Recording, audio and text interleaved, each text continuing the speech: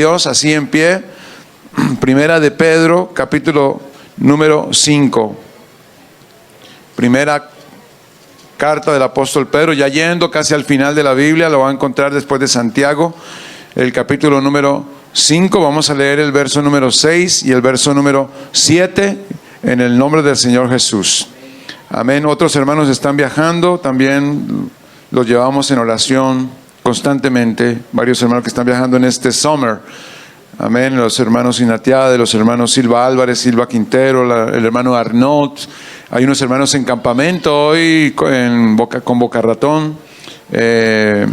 Bueno, yo sabía, gracias a Dios, que me anunciaron. No me pidieron permiso, me dijeron que iban a estar allá. O sea, están bien. Amén. Esperamos que vengan con nuevas. La bendición de poder ir a un campamento es poder venir y servir al Señor. Vamos a probarlos, ¿vale? No les vamos a decir, vamos a observarlos cuando vengan a ver qué tal vienen, si de verdad fueron bendecidos en el campamento. Sí, cierto, yo espero eso, que si no vamos a un campamento volvamos con ánimo, o vamos a donde sea. Vamos a la convención y volvemos no cansados sino reencauchados. Amén, espiritualmente en el Señor.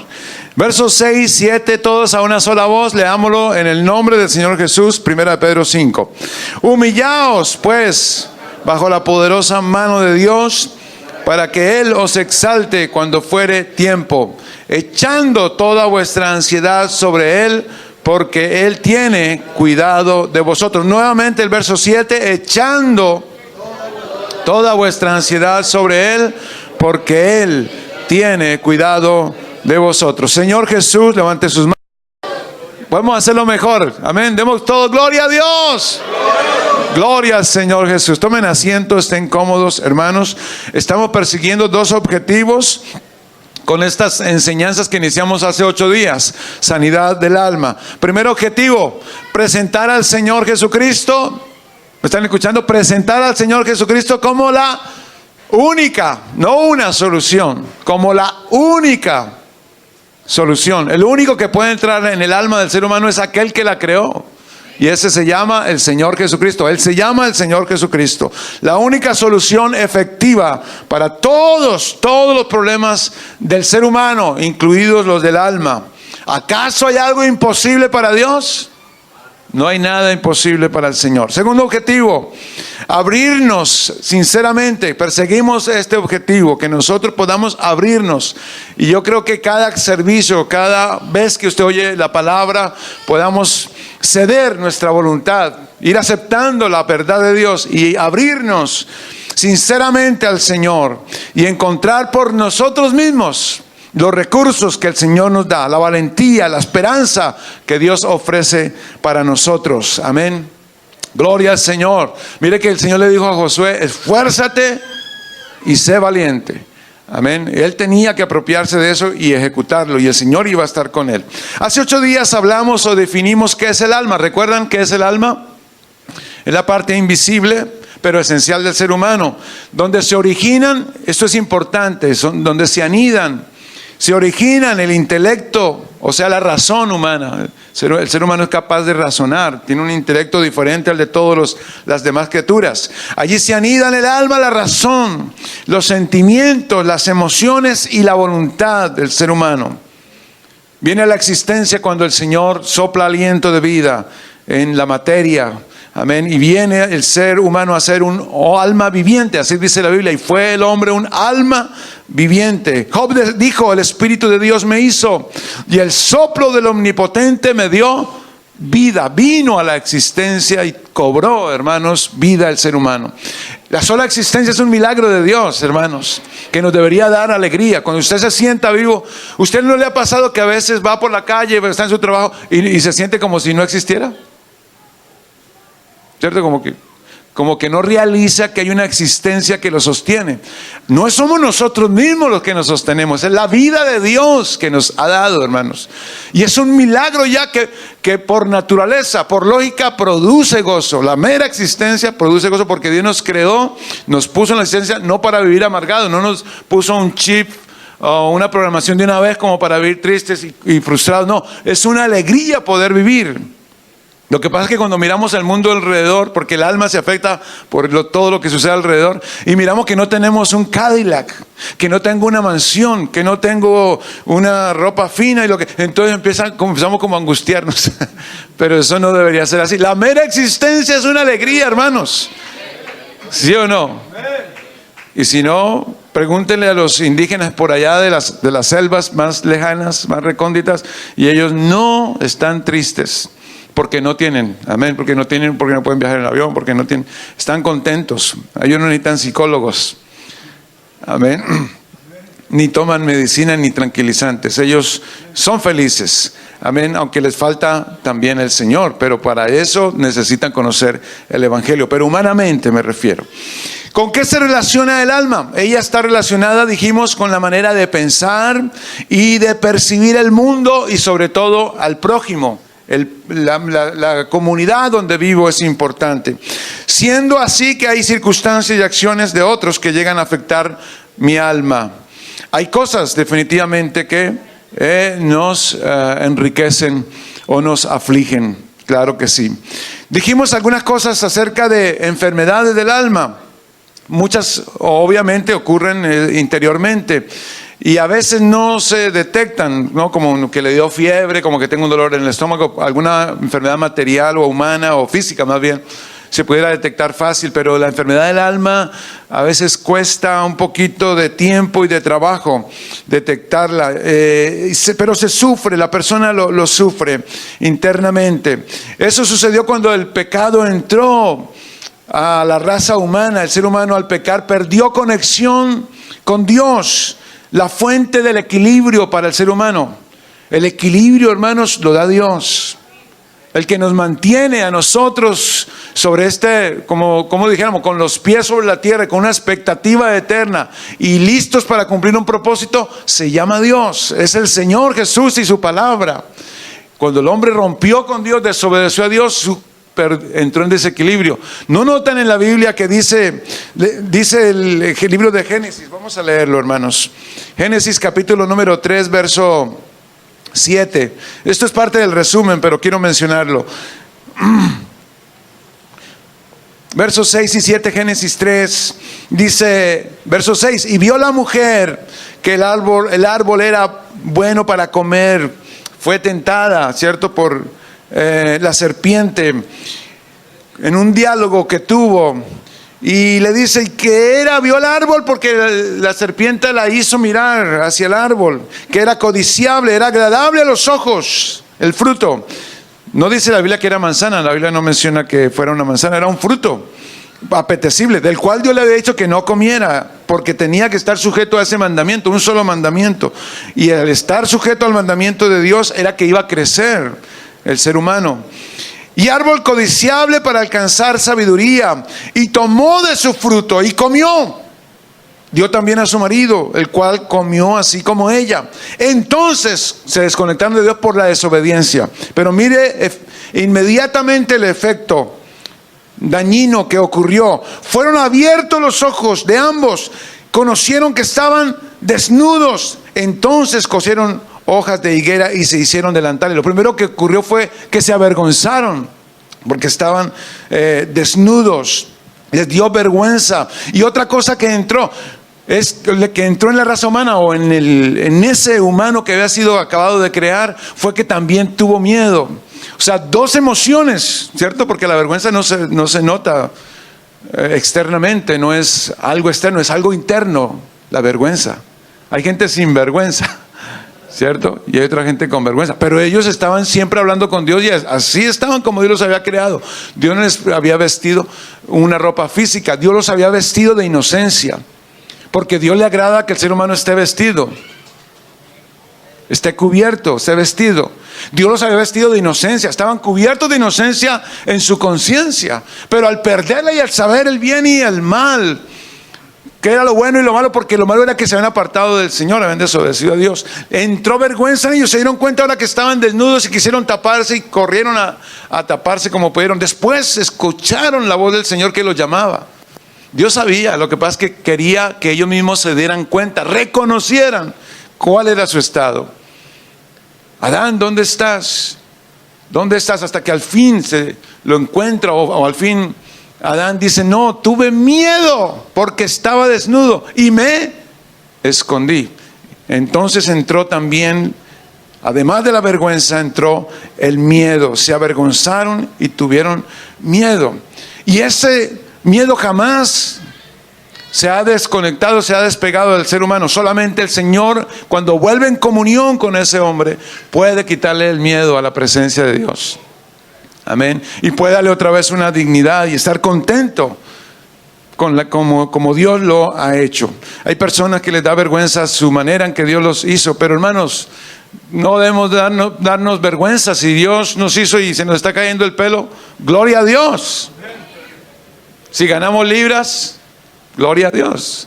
Usted no le preocupe lo que otros digan. Amén. Dios nos hizo así. Si usted no creció más de 1.50, gloria a Dios. Amén. Hay personas, hermano, para ser grande en la vida no necesita ser alto. No es lo mismo ser alto que grande. No es lo mismo ser alto que grande, hermano. La grandeza está adentro, en la seguridad, en las convicciones. Gloria al Señor. Si usted lo molesta en la escuela, querido joven, querida señorita, porque eres así o asá, siempre van a buscar las personas cosas para hacernos sentir mal. Pero usted afírmese en el Señor. Tiene que conocer al Señor y sentirse que Dios le ama, que Dios lo creó así, sentir una autoestima. Amén. Y darle la gloria al Señor. Aleluya. Hay algunas enfermedades que afectan el alma, mencionamos algunas. La ansiedad, la desesperanza, la culpa originan muchas veces la angustia. El temor constante, la tristeza crónica originan muchas veces la depresión. Muchas personas viven deprimidas hoy por hoy. Las preocupaciones, la inquietud originan estrés y también en algunos casos depresiones. Y muchas otras cosas, hermanos. Es todo sufrimiento. La enfermedad del alma es todo sufrimiento interno, toda situación interna que cause sufrimiento. ¿Sabe cuál es la diferencia entre dolor y sufrimiento? Que el dolor es físico y el sufrimiento es interno. El dolor, si alguien lo corta, por ejemplo, si alguien lo cortó en la calle porque lo quiso atracar, sintió dolor la punzada, ¿cierto? Y lo robó, pero después usted sigue con sufrimiento, porque el dolor a lo mejor va al hospital, lo atienden o lo sanan y ya le queda la cicatriz, pero el sufrimiento puede seguir a causa, porque me robaron tanto, porque me pegaron, pero ¿cómo se les ocurrió? Y sigue el sufrimiento. Hermanos, los humanos, en la medicina humana, sana el dolor y puede contribuir para quitar un dolor con una pasta, con una cirugía, con lo que sea, un tratamiento, pero el sufrimiento, hermanos, el Señor es el único que puede ayudarnos. Tal vez alguien nos hirió sin querer, o tal vez alguien a propósito y no fue nuestra culpa, como vimos hace 8 días, pero ese sufrimiento lo sana el Señor. Amén, porque Dios quiere que los que vienen a Él, hermanos, seamos sanados, seamos restaurados plenamente y podamos vivir una vida plena, feliz en la presencia del Señor. Y de eso se trata toda esta serie. Aleluya. Hay cosas, hermanos, que agravan esta situación, como la incomprensión, la falta de descanso también y la falta de una buena alimentación. Con razón el Señor mandaba, usted ha escuchado o ha leído varias partes en la Biblia que el Señor les dice, sanaba, por ejemplo, cuando resucitó a la hija de Jairo, ¿recuerdan? Una niña que tenía 12 años y le dijo, denle de comer, ¿cierto? Porque el Señor está pensando en el bienestar humano. Gloria al Señor. Denle de comer. Es bueno, hermanos, es importante tener una manera correcta de comer, porque afecta la salud. Y si alguien está deprimido y no come, peor, hermanos, se va a volver la situación. Darles de comer. Cuando estaban los discípulos y el Señor hizo el milagro de la multiplicación de los panes y los peces, el Señor era ¿sabe qué dijo? ¿Cuál fue el argumento del Señor? Porque los discípulos dijeron, déjelos ir. Después de todo el día estar escuchando las enseñanzas del Señor, déjelos ir para que busquen algo por ahí en las aldeas. Él dijo, denle ustedes de comer. Quiso asegurarse de que si alguien no tenía dinero, que si alguien no sabía cómo conseguir, pudiera comer. Y el Señor entonces, como no había comida, el Señor multiplicó los 5 panes y los 2 peces. Aleluya. La Biblia se refiere a esas condiciones de la enfermedad del alma de muchas maneras. Por ejemplo, la Biblia habla de desamparo de los pobres en espíritu. Habla de los quebrantados de corazón, de la sensación de cautiverio, de la sensación de ceguera, desorientados, de opresiones también. Y también entonces, como vimos esa introducción general, continuamos mirando ayer, el domingo pasado, la historia de la mujer samaritana. ¿Recuerdan? La historia de la mujer samaritana está en Juan capítulo número, me lo ayudan a buscar, hermanos, Juan 4, ¿cierto? Y nos basamos allí, hermanos, para adelantar el tema del primer domingo, porque todo lo anterior fue una introducción. Y nos basamos allí en unos versos donde la mujer le dice al Señor, o le responde al Señor de una manera cruda, y le dice: ¿cómo tú, verso 9, cómo tú siendo judío me pides a mí de beber, que soy mujer samaritana? Porque judíos y samaritanos no se tratan entre sí. Solo porque el Señor le pidió un vaso de agua o que le diera de beber, y la mujer le respondió así. Y hablamos, hermanos, de ella, de la situación que ella estaba probablemente viviendo. Una mujer solitaria, una persona un poco agresiva y tal vez escondida de la sociedad. Y el Señor, que la conocía, dijo: me era necesario pasar por Samaria, o así dice el evangelista, porque hay una mujer con sed en su alma, necesitada en su alma, y solo el Señor podía dar el agua que nadie puede dar.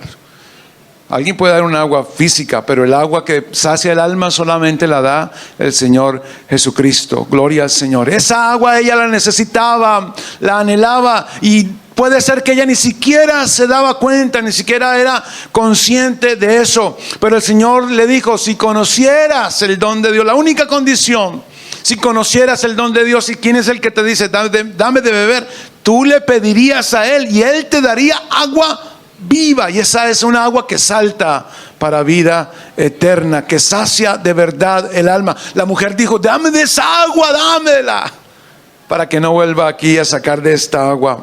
Porque todo el que bebe de esa agua vuelve a tener sed. El que beba del agua física volverá a tener sed. Pero el agua que el Señor Jesucristo nos da, que es su Espíritu, hermano, su presencia, brota en nosotros como una fuente de agua viva que salta para vida eterna, para una vida eterna. En la Biblia no es solamente la vida allá en el futuro eterno.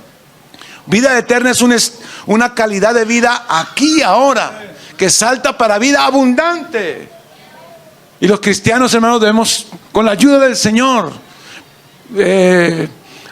solicitarle al Señor o procurar esa vida abundante que da el Evangelio. El Evangelio, hermanos, son las buenas nuevas de salvación. Son las riquezas inescrutables de Cristo con las cuales Él nos hace estar mejor. Nos coloca en otra dimensión, hermanos, espiritualmente hablando. Gloria al Señor Jesús. Así que aquella mujer terminó siendo beneficiada por la revelación que el Señor Jesucristo le estaba ofreciendo. Hoy vamos, hermanos, a introducir otro tema, y es la ventaja de reconocer, como parte de la salud del alma, como parte de la sanidad interior, la ventaja de reconocer. ¿La ventaja de qué, hermanos? De reconocer. Es muy importante eso, hermanos. Reconocer lo bueno, lo malo, la situación, quién soy. Es muy importante reconocer. Así sentaditos, hermanos, vamos a leer el Evangelio según San Lucas. Evangelio según San Lucas, capítulo número 15, verso número 17. Un solo verso así, hermanos, sentados. Lucas capítulo 15, verso 17. Leámoslo a una sola voz con los que nos han encontrado, o está ahí en las pantallas también. Y volviendo en sí, dijo: ¿cuántos jornaleros en casa de mi padre tienen abundancia de pan, y yo aquí perezco de hambre? Esas palabras, ¿quién las mencionó? ¿Quién las dijo? El hijo pródigo, ¿cierto? Que se había ido de su casa. Hoy vamos a ver, hermanos, cómo el reconocimiento. ¿Qué es reconocer? ¿Qué es? Primero empezamos por aquí. A ver, ¿qué es reconocer? Alguien, escucho 2, 3 hermanos. Hermano Armando. Aceptar un error de quién? Reconocer, aceptar un error propio. ¿Alguien más? ¿Alguien levantó la mano? Hermano Santiago.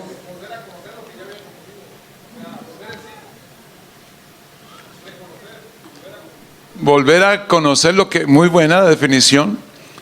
Tal vez volver a conocerlo más ampliamente, lo que ya tenía, ¿cierto? Muy bien. ¿Alguien, otra, hermano Hermes? ¿Qué es reconocer para usted? Conocer el estado que uno se encuentra o el estado de algo. Reconocerlo. Muy bien. Amén. ¿Alguien levantó la mano por allí? Hermana María del Carmen. Reconocer algo que es verdadero. Muy bien.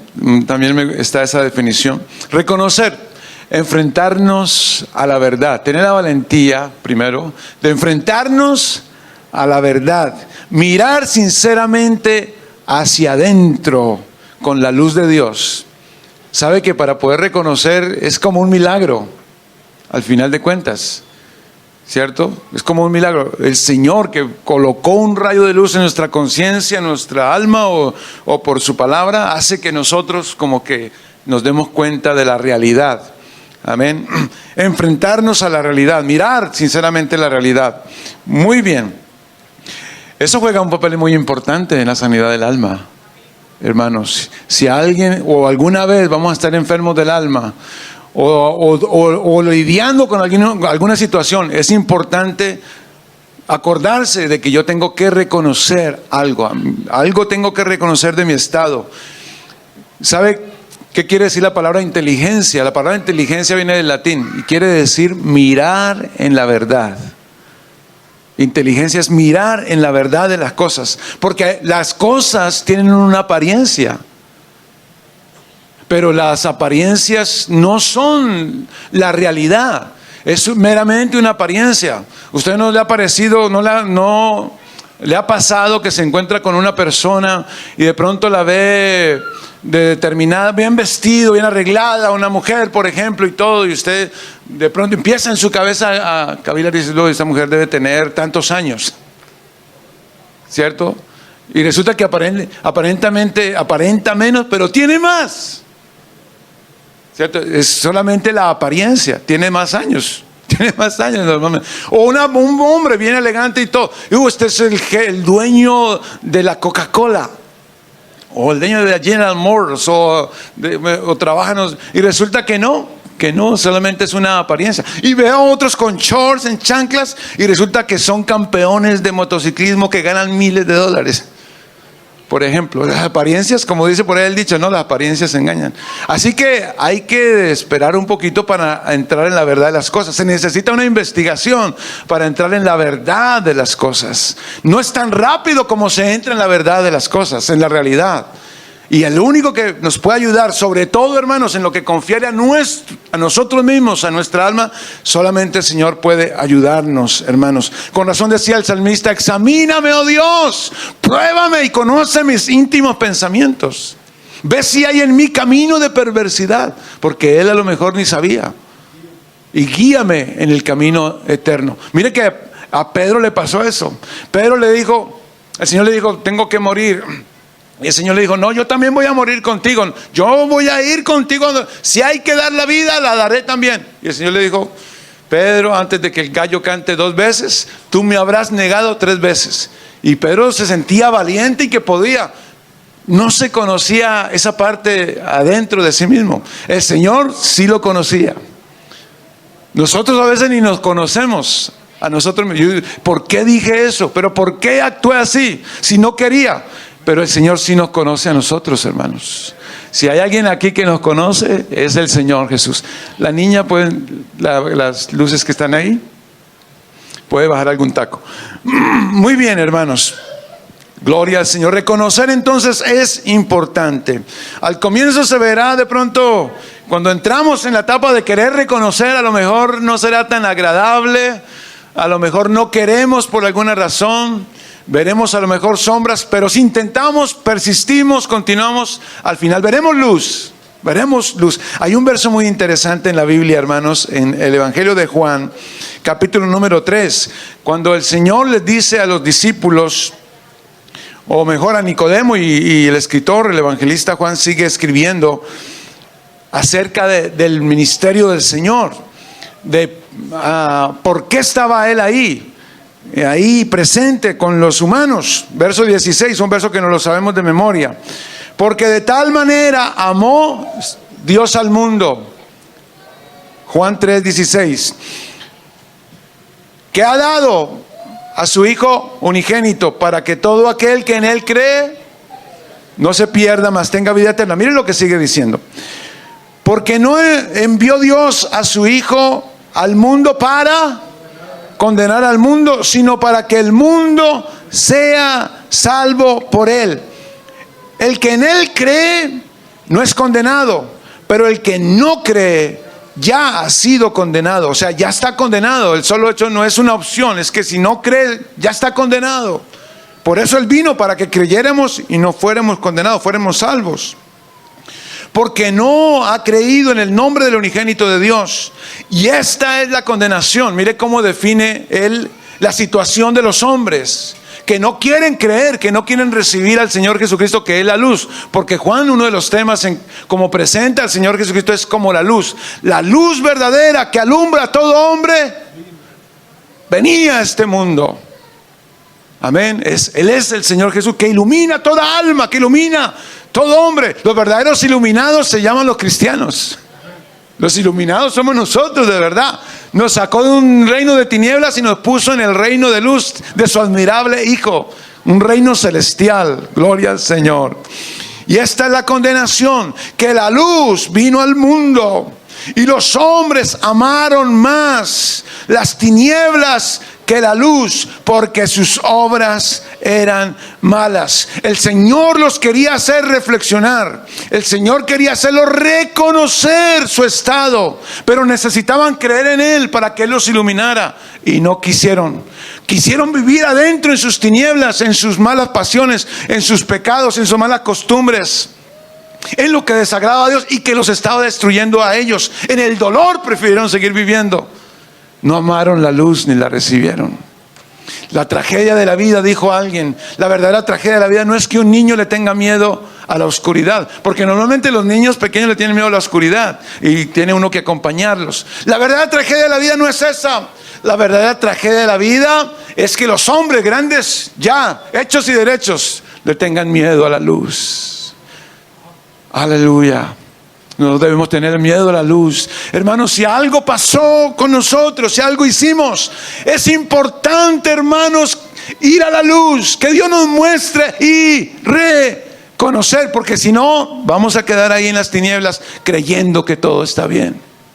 Es importante reconocer. Gloria al Señor, porque todo aquel que hace lo malo aborrece la luz y no viene a la luz para que sus obras no sean reprendidas. Mas el que practica la verdad viene a la luz para que sea manifiesto que sus obras son hechas en Dios. Gloria al Señor Jesús. Amén. La mujer samaritana que estábamos mirando el domingo pasado, mire que ella al final, cuando el Señor le ofreció el agua, ella dijo, el Señor le dijo, ve y llama. Ella dijo que quería esa agua. Y el Señor le dijo, bueno, llama a tu marido. ¿Recuerdan? Llama a tu marido. Eso está ahí en el pasaje. Llama a tu marido. ¿Ella qué dijo? 5 maridos. Digo, no tengo marido, ¿no? Yo no tengo marido. Y el Señor le dijo, 5 maridos has tenido. Y el que ahora tienes no es tu marido. Entonces ella dijo, me parece que eres profeta. Pero después, cuando ella fue a buscar a sus amigos, a los otros samaritanos, y les dijo, vengan, ved a un hombre, cuando ya él se le revela, y le dice, el Señor Jesucristo le dice, pues el Mesías es el que habla contigo, yo soy. Ella salió corriendo, dejó su cántaro y fue a buscar a toda la gente, vengan, he encontrado al Mesías. Pero una de las cosas que ella dijo, me ha dicho todo cuanto he hecho. La luz había entrado a su conciencia. Y como que le mostró en un filme todo lo que ella había hecho malo, de tal manera que ella lo confesó, reconoció, un hombre que me ha dicho todo lo que he hecho. porque eso era verdad. Se enfrentó a su verdad y recibió el favor de Dios. Entonces, le pasó lo mismo al hijo pródigo, hermanos, que fue el texto que leímos ahora para iniciar. Todos conocemos la historia, un jovencito que originalmente, ¿cómo pudiéramos decir? Que actuó con arrogancia, ¿cierto? Tenías con soberbia, con orgullo, ¿verdad? Le pide a su padre la parte de su herencia que debería dársela, era para él, la debería recibir, pero hasta que su padre muriera. Pero él la quiso antes y se la pidió a su padre. Y su padre pues no se puso a pelear con él, se la dio. El padre sabía lo que iba a pasar. Yo creo que el padre sabía hasta en qué iba a terminar todo. Claro que sí, sabía ese padre bueno lo que iba a pasar con su hijo.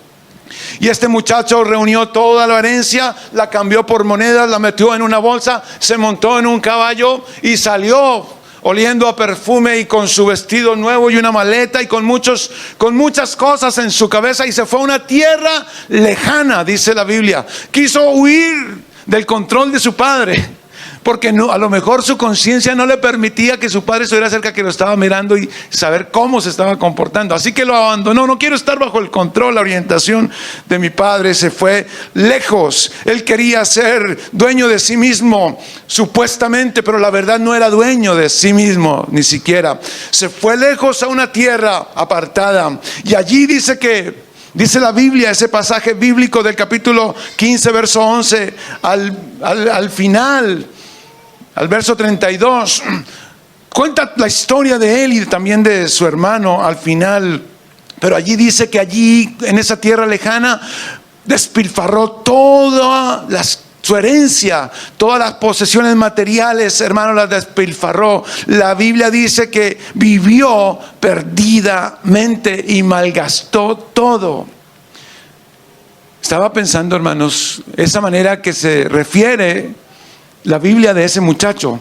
Dice, vivió perdidamente. La parte final del verso 13, vivió perdidamente. No era que estuviera perdido de ciudad, ¿cierto? No era que estuviera perdido en otro país. Estaba perdido adentro de él. Él mismo. O sea, que hubiera podido estar cerca, pero perdido. Vivió perdidamente, sin noción de la vida, de los valores correctos de la vida. Porque el dinero, hermanos, cierto que cualquier dinero, cualquier cantidad, millones o billones de dinero, aunque se administren mal o cuando se administran mal, no van a durar. Van a durar 5 años, 10 años y al final vuelve otra vez a la pobreza. Estaba perdido de esa noción de las cosas. Él se creía muy inteligentico y resulta que era muy torpe.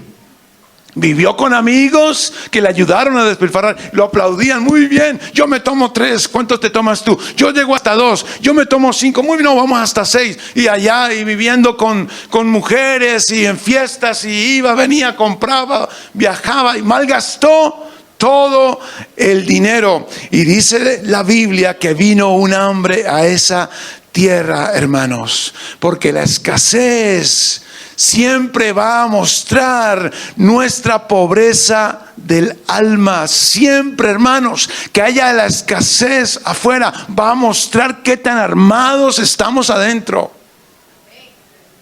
Vamos a estar qué tan orientados estamos adentro, qué tan amoblados, como dijo alguien, qué tan amoblados estamos adentro. Cuando llega la enfermedad, cuando llega la necesidad económica, cuando llegan las situaciones externas. Bueno, la hambre llegó allí a esa tierra donde estaba aquel muchacho, y entonces dice que tuvo gran necesidad. Cuando todo lo hubo malgastado, vino una gran hambre en aquella provincia y comenzó a faltarle. Ya no tenía sino pocas monedas. La única ropa que tenía, no podía comprar más, se le fue desgastando. No tenía máquinas para afeitar y entonces dejó de comprar y la barba le comenzó a crecer más de lo normal. Dejó de usar champú, dejó de usar desodorante y ya lo echaron de la casa que había comprado a lo mejor, y se arrimó por allá a vivir en alguna pieza. No le alcanzó el dinero, lo echaron de esa piecita y fue al final, doliéndole el estómago por hambre, a pedir algo de trabajo. Y fue y se arrimó a uno de los ciudadanos de aquellas tierras, el cual le envió a su hacienda para que cuidase Cerdos. Los cerdos son un animal inmundo en la Biblia, y para los judíos son un animal inmundo. Ellos ni negocian con cerdo, ni comen cerdo, ni nada que ver con los cerdos, porque es un animal inmundo en la Biblia. Y deseaba este muchacho llenar su vientre de las algarrobas, o sea, esos vegetales que sancochaban para dárselo a los animales. Él deseaba que al menos le prepararan uno a él, no con toda la alabanza que le traían. Al menos quería uno, él, una algarroba de esas, un vegetal de esos que comían los cerdos. Y dice la Biblia que trágicamente ninguno le ofrecía nada. Como quien, yo creo que su padre allá cuando se fue, él pensaba, cuando lo vio tan arrogante y saliendo, y tal vez hasta sin despedirse de su padre, el padre sabía lo que había en el corazón de ese muchacho. Y el padre dijo, esto es cuestión de tiempo. Serán unos meses, pero es cuestión de tiempo. Porque, hermanos, lo que hay en el interior, tarde que temprano, va a producir sus efectos. Pero lo maravilloso de esa parábola, hermanos, lo bueno de esa parábola es que llega a un punto en que él reconoce su situación, reconoce su miseria, reconoce su pobreza, reconoce su desnudez, reconoce, hermano, que estaba hambriento no solamente físicamente, sino que su alma estaba hambrienta, necesitaba volver a estar en la casa de su padre. Pero, hermanos, no solamente en la casa de su padre, que él necesitaba estar en paz en la casa de su padre, volviendo en sí. Tan bonito ese verso, hermanos. Yo creo que es el verso central de esa parábola, el verso 17 que leímos. Volviendo en sí. Ese volver en sí significa bastante, hermanos. Tiene una profundidad considerable, porque le hace reflexionar de la casa de su padre. Aunque son cortos versos, pero realmente sucedió muchas cosas en la mente de él. Sin duda añoró la casa. Sin duda pareciera que el olor del pan y de la comida que preparaba su mamá y del juguito de mora que preparaba, las tortillas y todo lo que preparaba su mamá, le vino a la mente otra vez. Dijo, y en la casa de mi padre, ¿cuántos jornaleros hay que tienen abundancia? Comen bien en la casa de mi padre, no tienen hambre, están contentos, están al abrigo de la casa de mi papá, de la alegría, de la música y de las buenas relaciones que hay en la casa de mi padre. Y yo aquí, sin amigos. Ya no tenía amigos, los amigos lo habían dejado. ¿Sabe? Los amigos humanos le dejaron en reemplazo unos amigos cerdos. Unos puerquitos eran sus amigos. Sus amigos lo habían abandonado. Sus amigos ya no tenía amigos. Cuando él les pidió algo de comer, hey, gástame una hamburguesa, se te acabó el dinero, chao, nos vemos, quédate aquí, ya no hay otra opción. Él ya estaba solo, abandonado. Y tal vez pienso que se miró en un charco de agua y reflexionó acerca de su condición. Y se miró cómo estaba de su semblante, de acabado. Y entonces volvió en sí, recapacitó y quiso no volver a continuar, o quiso no continuar así. Regresó tal vez, o decidió regresar a su casa como perdedor. Pero era mejor, hermanos, es mejor perro vivo que león muerto, ¿cierto? Así dice la Biblia. Tal vez como perdedor, pero ¿sabes? No estaba perdiendo al final. Hermanos, reconocer no es perder. Reconocer no es ninguna humillación. Pero ¿cómo me van a humillar? ¿Cómo me van a...? Reconoce que te va a ir bien. Vas a encontrar la causa de tu problema si tú reconoces, si reflexionas, si dejas que Dios te ilumine. Vas a encontrar la razón de tu problema. No, es que yo soy así, a mí me enseñan así, yo creo que es lo correcto. Mire, hermanos, cada persona piensa de una manera, y resulta que lo que cada uno pensamos que es lo correcto. Pero nuestros pensamientos siempre hay que evaluarlos. ¿Será la verdad lo que estoy pensando? Los pensamientos no son santos, hermano. No son la verdad iluminada. Porque digo, yo pensé. No, pero puede ser que estés pensando mal. Entonces hay que evaluarlo. Hay que volverlo a estudiar y compararlo con una verdad eterna, la verdad de Dios, no la verdad de fulano, la verdad de sutano, no tal filosofía o tal religión, la verdad de Dios. Entonces lo ajusto y entonces puede ser que sí esté correcto o no esté correcto. Y si está incorrecto, tener la valentía de corregir. Toda la escritura es inspirada por Dios y útil para enseñar, para redarguir, para corregir, para instruir en justicia, a fin de que el hombre de Dios sea perfecto y preparado para toda buena obra. Amén. Ahí está la madurez, hermanos. Hay que reconocer. Y puede ser que seamos buenas personas, buenos hombres, buenos hijos de Dios, servidores buenos, pero es bueno reconocer, evaluarnos y reconocer. Si alguien nos dice tal cosa, escuchar el consejo, escuchar la sugerencia tal vez, y ir a la cámara más secreta, encerrarnos con el Señor y entonces mirar, indagar, y si hay algo allí turbio, oscuro, si de verdad es así, reconocer, y el Señor nos va a ayudar. Gloria al Señor Jesús. El reconocimiento es saber, identificar cómo estoy ahora. Una evaluación de cómo estoy y por qué llegué a esta situación.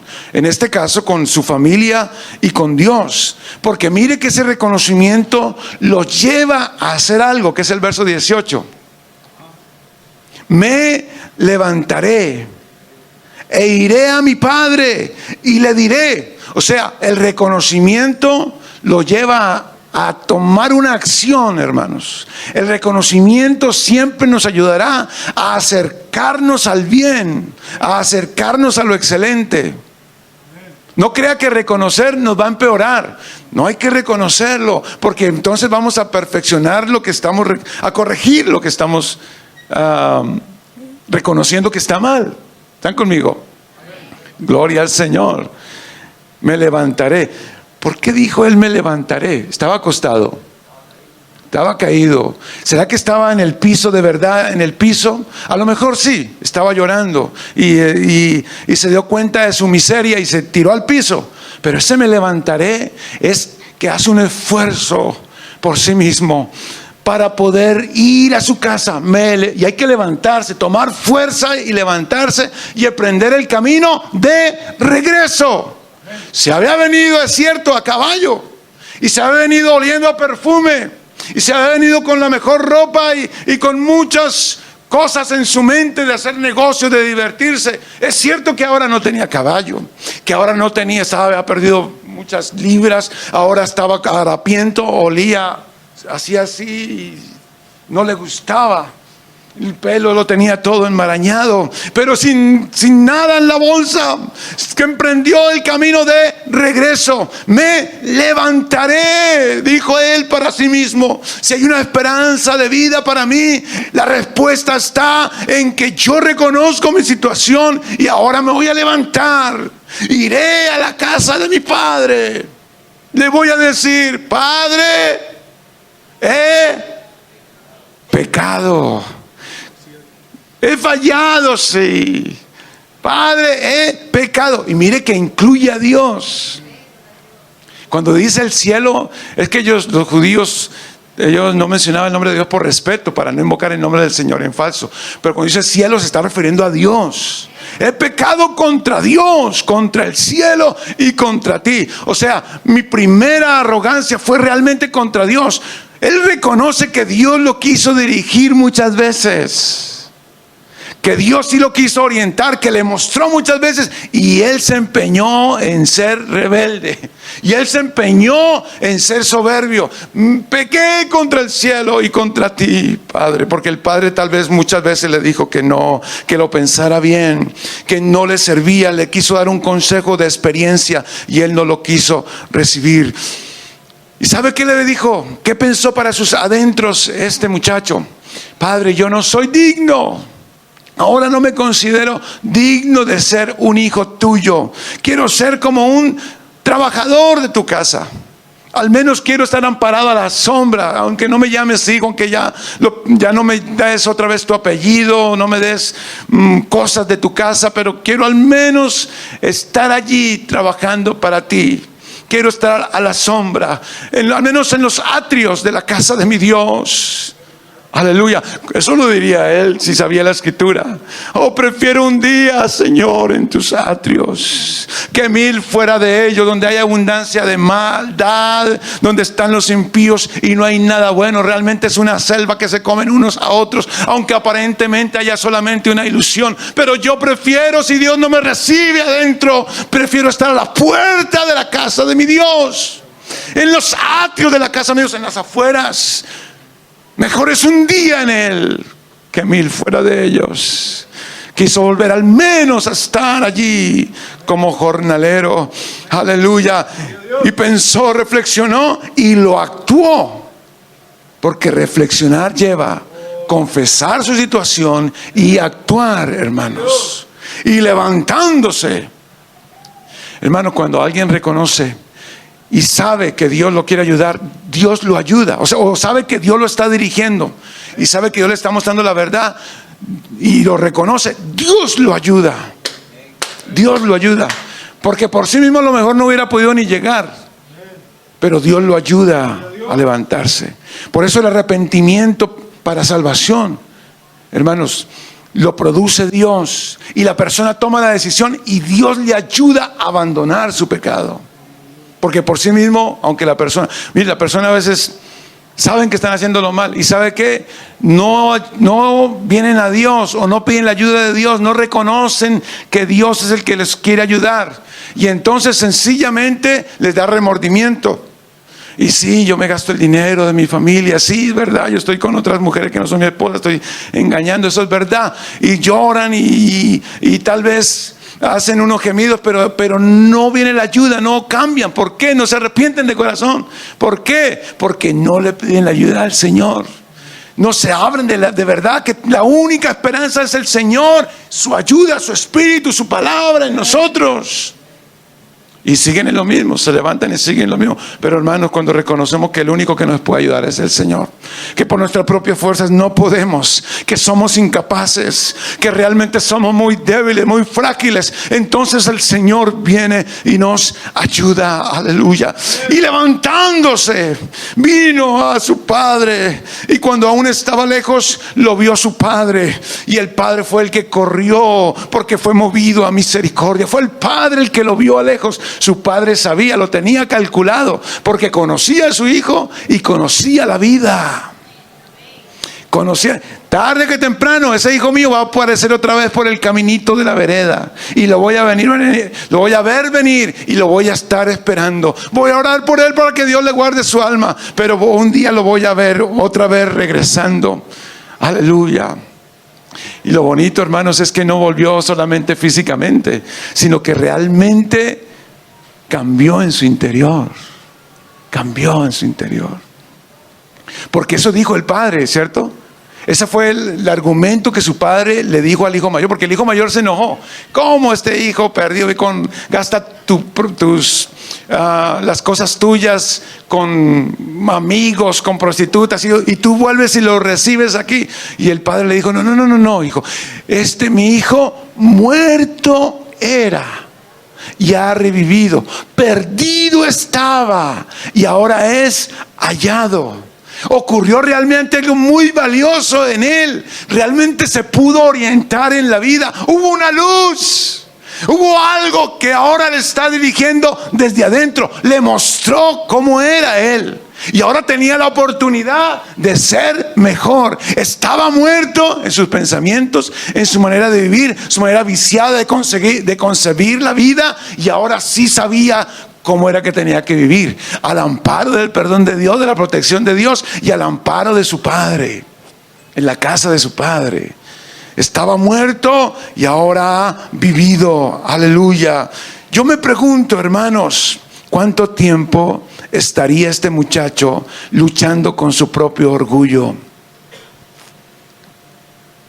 Y yo creo que adentro, muy adentro, sabía lo errado que había hecho.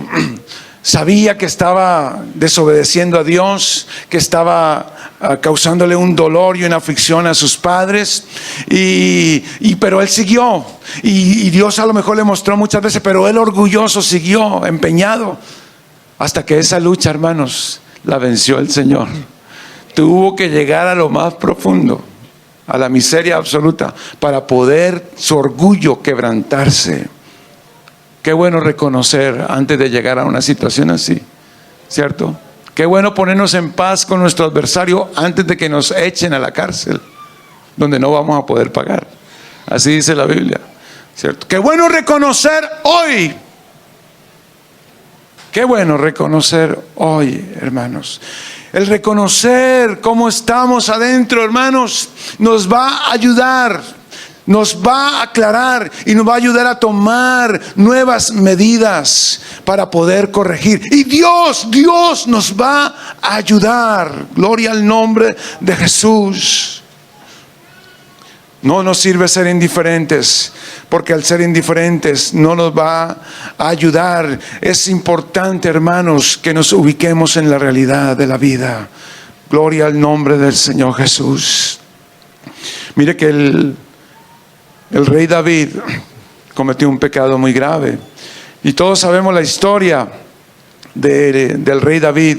Pero hay dos salmos que, por las circunstancias que ocurrieron y lo que estaba pasando en el corazón de David, son preciosos, son de gran valor para meditar en ellos y aprender, hermanos, de ellos. Es el Salmo 51 y el Salmo 32, ¿cierto? Él había cometido un pecado muy grave, y un pecado desencadenó otro. Quiso cubrirlo, no se arrepintió a tiempo, quiso cubrirlo, y entonces lo que terminó fue cometiendo otro y otro más grave, y pensaba que nadie se había dado cuenta. Pero vino el profeta, la voz de Dios, y le dijo, lo descubrió, lo confrontó con su realidad, y entonces lo llevó a reconocer. Tuvo que venir el profeta a confrontarlo, tuvo que venir la palabra de Dios para decirle, tú eres aquel hombre que merece ser castigado y pagar 4 veces lo que hiciste. Y él escribe entonces un salmo de arrepentimiento. Quisiera que leyéramos, hermanos, los primeros 4 versos.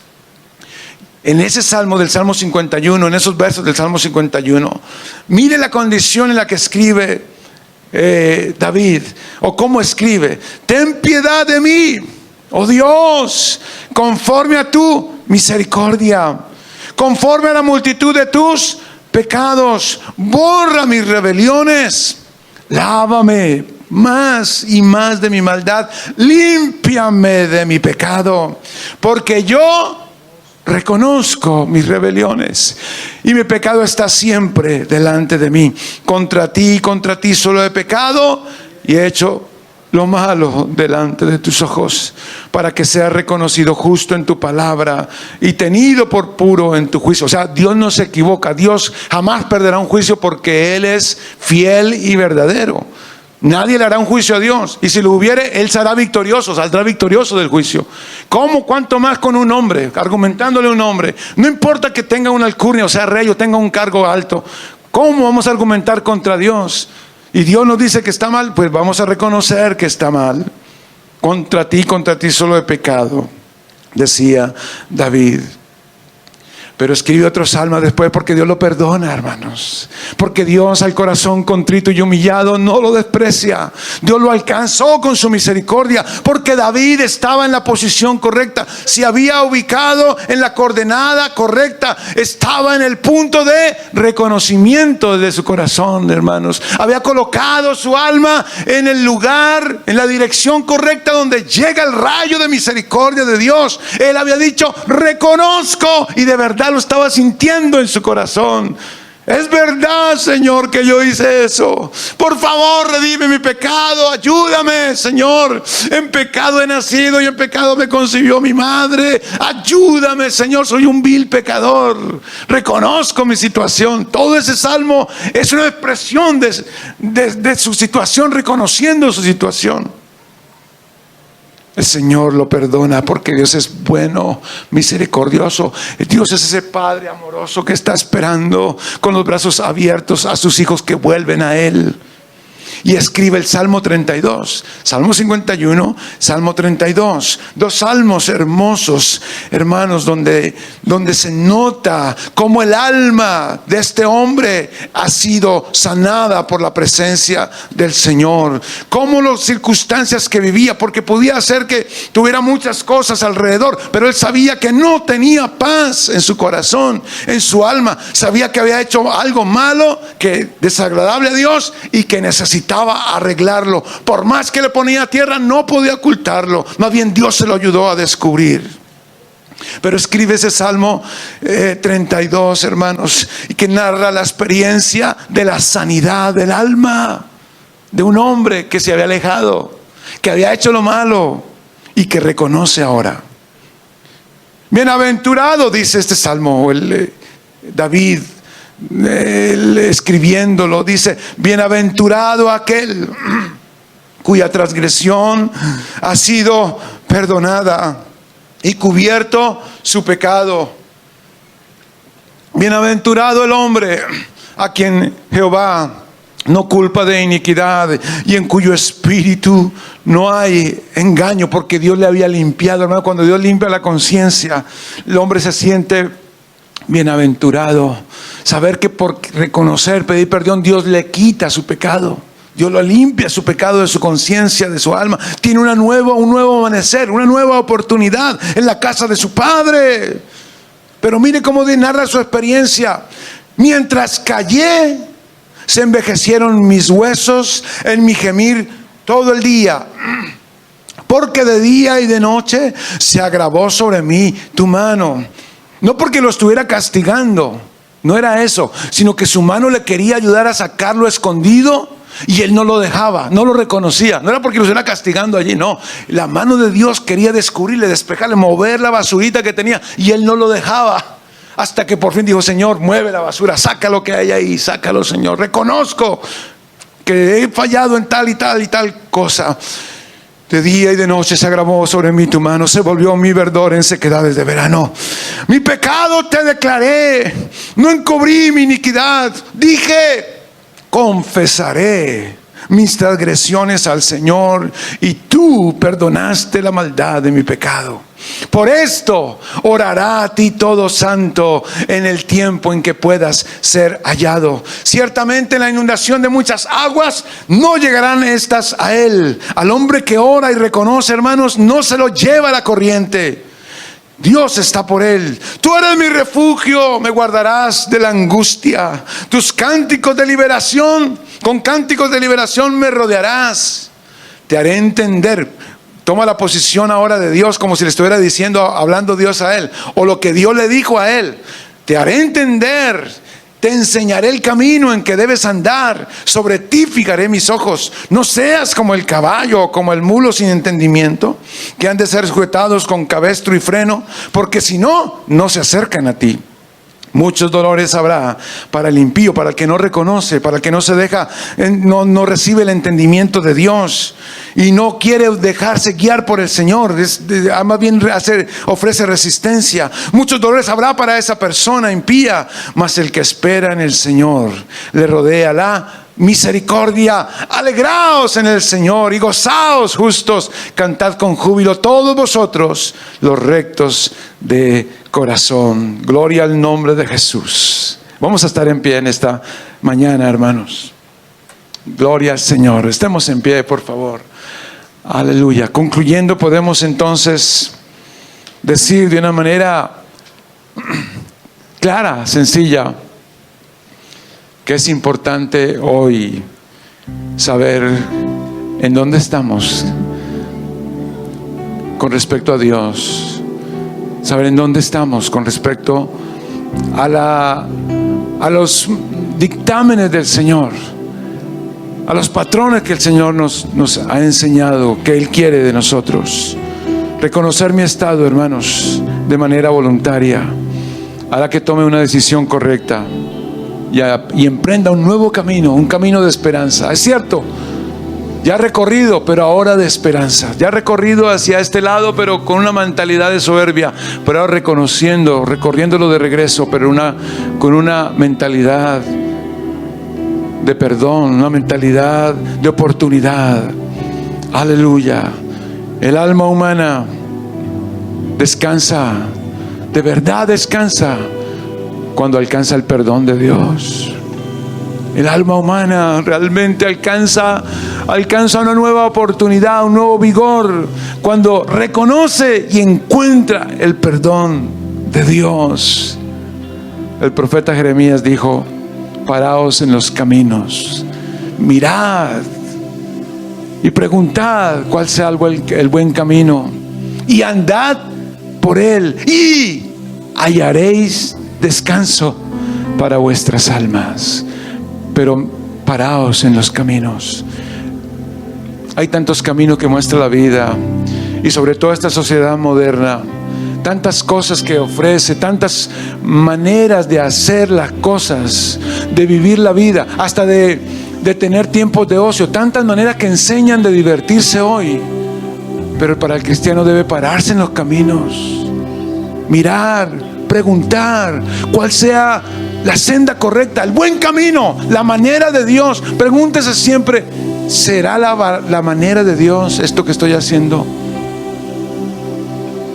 Por ejemplo, si tú no vienes a un servicio, y está bien, yo entiendo y entendemos el trabajo, las distancias, pero si no vienes porque te quedas en la televisión mirando o charlando con un amigo, o sacas una excusa y no te reconoces, te vas muriendo, no te das cuenta, pero vas perdiendo la riqueza que te dio tu Padre, la estás malgastando, y al final vas a quedar pobre hasta que reconozcas: ¿será que esa manera en que hago es lo correcto?